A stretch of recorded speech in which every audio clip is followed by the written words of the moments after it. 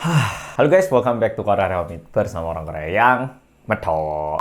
Oke, follow di video kali ini aku mau membicarakan tentang pelatih timnas Indonesia yaitu Shin Tae-yong. Jujur banyak banget follow yang request untuk bikin video ini dan awalnya aku mikir kayak ya kan pertandingannya udah menang gitu. Tapi setelah tak pikir-pikir kayaknya cukup banyak bagian-bagian yang bisa tak bagikan, jadi tak putuskan untuk membuat video kali ini.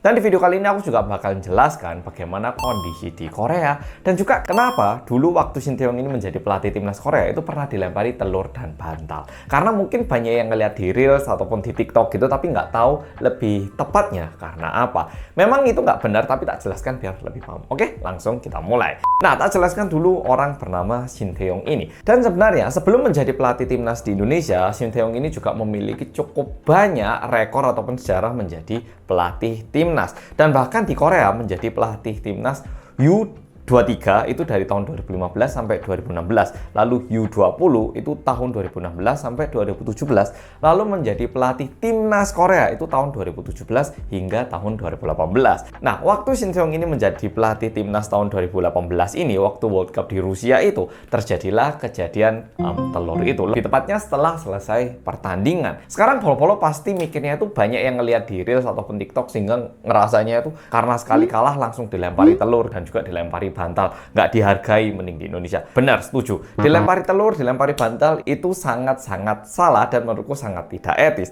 Tapi yang terjadi sebenarnya apa sih? Tak beritahu lebih lagi. Jadi di tahun 2018 saat World Cup itu, timnas Korea ini mereka itu kalah di saat seleksi grup. Nah, rekornya kayak gini. Mereka itu melakukan 3 pertandingan pada tanggal 18, 24, dan 27 Juni tahun 2018.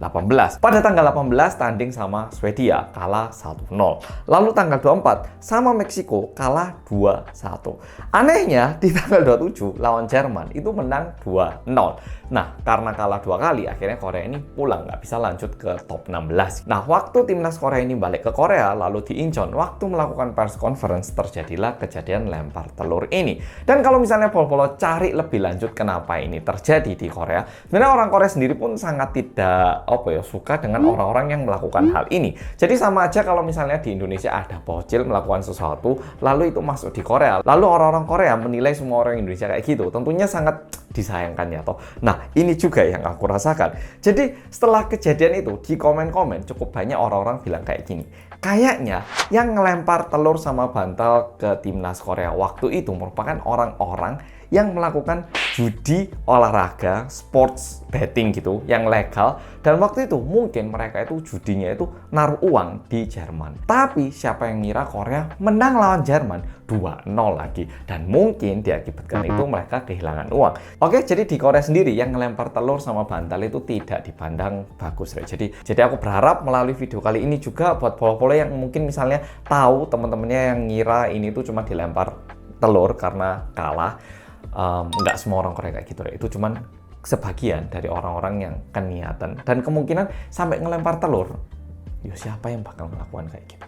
Oke, pokoknya kayak gitu. Nah, sekarang tak jelaskan sedikit lagi tentang Korea karena nanti untuk memahami keadaan ataupun situasi di Korea ini perlu tahu bagian ini. Setelah Shin Tae-yong, akhirnya Korea ini punya pelatih timnas baru yang bernama Paulo Bento. Jujur ini menurutku dipandang sebagai pelatih Korea terbaik setelah Gus Hee-ding kayaknya. Karena di tahun 2002 pelatih Korea yang hebat, yang benar-benar sampai sekarang itu masih dilihat sebagai seorang pahlawan adalah Gus Hee-ding yang berhasil membawa Korea menjadi top 4 di Piala Dunia tahun 2002. Ya memang itu home ground, jadi mungkin lebih muda lagi, tapi Hee-ding waktu itu kesannya itu kayak Shin Tae-yong saat ini di Indonesia. Oke, pokoknya ada Hee-ding, lalu semuanya itu kurang bagus, menurun, dan waktu tahunnya Paulo Bento kemarin itu lumayan membaik. Tapi sayangnya Paulo Bento ini tidak memperpanjang kontraknya, lalu tidak lama setelah itu Korea ini memiliki pelatih timnas baru yang bernama Jurgen Klinsmann.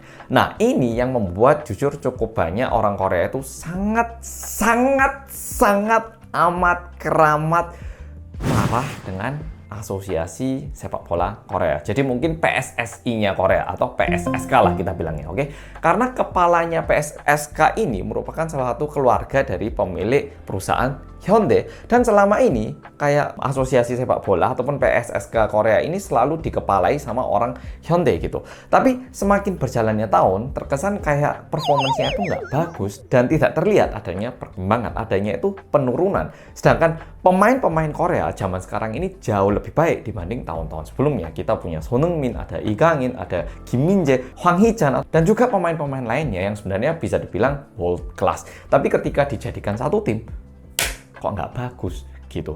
Nah, tak jelaskan sedikit lagi, Jurgen Klinsmann ini akhirnya cuma bekerja 1 tahun, dan saat dia bekerja di Korea, ini kita nggak tahu kontrak tepatnya kayak apa karena tidak dibuka kepada publik, tapi diperkirakan gaji per tahunnya itu mencapai sekitar 29 hingga 34 miliar rupiah. Tapi karena kinerjanya sangat buruk, setelah beberapa pertandingan dia itu langsung dihentikan, dan diakibatkan itu akhirnya PSSK ini juga harus membayar penalti sebesar sekitar 100 miliar rupiah. Bayangkan.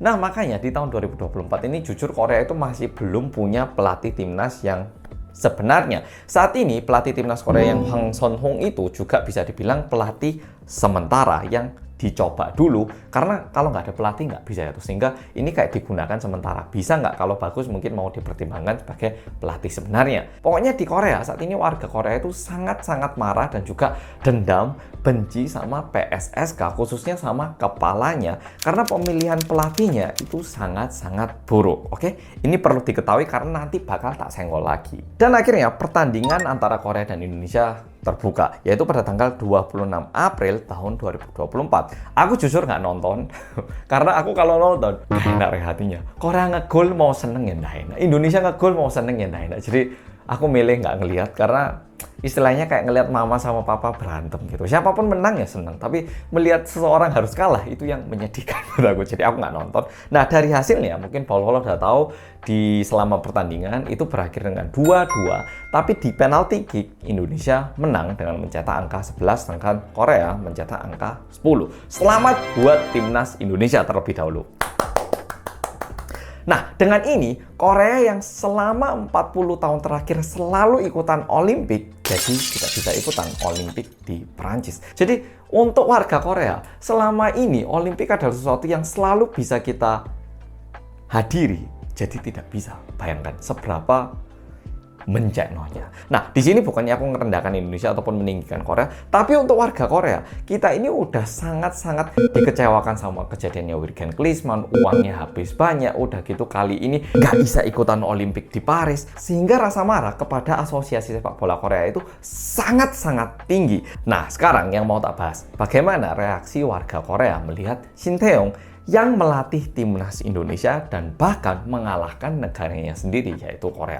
Nah, di sini kayaknya cukup banyak bola-bola yang mengira kayak orang Korea bakal benci pelatih Shin Tae-yong atau gimana gitu. Enggak, Rek. Justru orang Korea merasa sangat, wah hebat ya Shin Tae-yong ini bisa melatih timnas sepak bola Indonesia. Dan jujur kalau kita lihat FIFA ranking dunia, Indonesia itu kan di bawah Korea, tapi bisa melatih anak-anaknya sehingga mengalahkan Korea. Dan jujur warga Korea itu sekarang jujur ikutan seneng, karena yang terjadi apa? Dengan ini warga Korea itu bisa komplain lebih lagi ke PSSK Korea. Lihat kinerjamu sekarang ini ya. Kita ini loh kalah, bahkan kita itu kalah sama tim yang pelatihnya itu juga orang Korea. Ini loh, lihatan PSSK itu sekarang busuk, perlu diperbaiki. Ini semuanya salah. Dan kamu kepala PSSK, Jong Mong-gyu, kamu itu harus turun. Nah, kalau misalnya polo-polo cari di berita Korea, pasti banyak banget muncul nama Jong Mong-gyu karena dia ini merupakan kepala PSSK Korea. Jadi di satu sisi kita memang menyayangkan Korea itu kalah, tapi memang Indonesia mainnya bagus dan dilihat angka-angkanya pun Indonesia itu memang lebih bagus. Dari jumlah tembakannya lah, cara mainnya, Indonesia itu jauh lebih bagus, sehingga Korea itu nggak mencari alasan Indonesia menang karena apalah, wasitnya gimana, enggak. Kita menerima dengan sangat baik dan juga merasa ini loh PSSK. Nah, ini menjadi kesempatan untuk warga Korea komplain lebih lagi kepada PSSK. Setelah itu, reaksi orang Korea sekarang gimana? Udah kayak gini, warga Korea memilih untuk mendukung Indonesia. Jujur Korea udah kalah, sekarang pilihannya adalah negara-negara lain. Tapi dilihat, paling nggak Indonesia, pelatihnya itu dari Korea. Yuk kita dukung Indonesia! Kayak gitu. Makanya kalau misalnya follow lihat di komennya Instagramnya Shin Tae-yong ataupun di page-page lain, orang-orang Korea tuh toh dukung Indonesia. Yos, Indonesia, wes kayak gini, kita bersama ya, kita dukung Indonesia aja. Yuk maju, kayak gitu. Dan sekali lagi tak sampaikan, memang mungkin ada beberapa postingan kecil yang bilang Korea itu kalahnya inilah, itulah gitu. Tapi 95% orang Korea ngerasa kayak, yo Indonesia lah yang menang kok. Dari mainnya Indonesia itu emang bagus banget. Dan bahkan kayak YouTuber sepak bola di Korea pun menunjukkan bahwa kenapa Indonesia itu deserve to win. Mengapa Indonesia itu layak menang. Dari strateginya, cara perencanaannya, penggunaan pemain, Indonesia terlihat jauh lebih baik. Alias pelatihnya, Shin Tae-yong ini memang sangat baik. Jadi bisa dibilang pelatih timnas Indonesia, Shin Tae-yong ini sangat-sangat baik kinerjanya. Dan juga para pemain timnas Indonesia juga melakukan permainan yang sangat baik. Nah, itu adalah reaksi dari warga Korea. Sedangkan untuk meme ini juga masuk ke Indonesia. Jadi salah satu meme yang paling ramai adalah Korea Best Export Shin Tae-yong, bukan Samsung gitu. Jadi ini juga masuk berita di Korea dan komennya orang-orang bilang gini, "Wih, Samsung, lihat, ngapain kalian? Itu loh, segera sponsorin Shin Tae-yong." Nah, kayak gitu. Jadi orang-orang Korea juga merasa kayak Shin Tae-yong ini hebat banget dan juga berharap Shin Tae-yong juga lebih sukses lagi, mendapatkan lebih banyak sponsor lagi.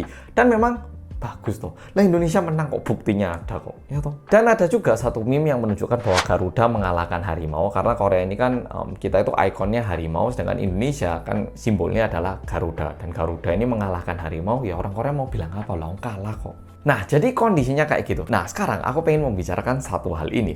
Jujur kayak Gus Hiding yang berhasil membawa Korea ke top 4 di Piala Dunia 2002 dan juga menemukan beberapa pemain Korea yang sangat baik kayak Park Ji-sung yang sebelumnya itu nggak terlalu dipandang, membawa Park Ji-sung ke timnas Korea dan menjadi begitu sukses. Gus Hiding ini benar-benar dipandang sangat baik. Dan jujur setelah selesai pertandingan, Gus Hiding ini mendapatkan satu kayak sertifikat ataupun kayak penghargaan, yaitu warga negara kehormatan kayak gitu. Ini agak bingung kan? Jadi sebenarnya ini kayak bukan uang atau gimana, tapi kayak sebuah kartu khusus yang sama halnya menganggap kamu itu kayak warga negara kita. Jadi misalnya Gus Hiding itu suatu hari mau ke Korea tinggal 5 tahun, bisa. Wis, itu karepmu, wis, kamu mau ke Korea kapanpun silakan. Jadi kayak bisa dibilang menjadi warga negara tanpa mendapatkan kartu warga negaraan kayak gitu. Nah, mungkin Pol juga tahu kalau ada satu pelatih Korea yang bernama Park Hang-seo yang bisa dibilang kayak Shin Tae-yongnya di Vietnam gitu. Park Hang-seo, beliau ini juga membawa satu prestasi yang besar buat Vietnam, dan setelah Park Hang-seo keluar dari Vietnam, kemarin tuh Vietnam mainnya kurang baik sehingga warga-warganya meminta Park Hang-seo untuk datang kembali, sempat kayak gitu. Dan waktu Park Hang-seo itu berhasil membawa prestasi, Park Hang-seo itu mendapatkan kayak satu penghargaan dari kerajaan Vietnam dan juga satu penghargaan dari Vietnam Airlines atau Viet Air ya, aku lupa nama penerbangan Vietnamnya apa, mendapatkan satu kartu, yaitu kartu penggunaan Vietnam Airlines gratis seumur hidup dirinya dan juga istrinya gitu. Jadi jujur lumayan menarik. Aku nggak tahu apakah Shin Tae-yong bakal mendapatkan sebuah hadiah atau enggak, tapi aku jujur berharap Shin Tae-yong ini bisa terus sukses dan juga bisa mendapatkan nggak tahu apa gitu ya, paling nggak di hari ulang tahunnya itu bisa dapat apa gitu. Aku jujur kayak sangat-sangat mengharapkan.